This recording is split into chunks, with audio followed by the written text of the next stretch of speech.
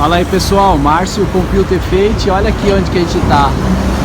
Beltus Smart School. Olha aí, vim aqui fazer uma instalação nessa escola aqui do sistema de som.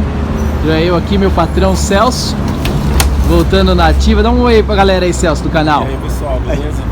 Então vamos instalar um sistema de som aqui na escola. E aí vamos colocar para rodar o somzinho aí. Vamos que vamos. O Celso já entrando na parada. A gente comprou essa paradinha aqui, ó.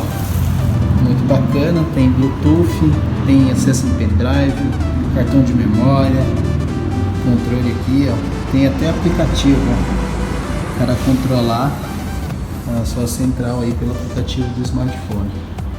Vamos instalar aqui para fazer o som ambiente aí, ó. Show de bola.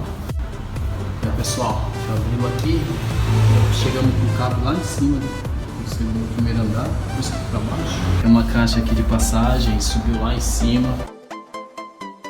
Encontramos outra caixa de passagem aqui, veio para cá. Tem a caixinha de passagem aqui, os parafusos. Foi para essa caixa, veio por aqui. Uma ponta aqui e outra aqui, ó. Então aqui vai ficar duas caixas. Eita, aí ó, show. O pessoal já está instalado aqui. Ele está na função Bluetooth, conexão rádio, tem auxiliar, pendrive, cartão de memória.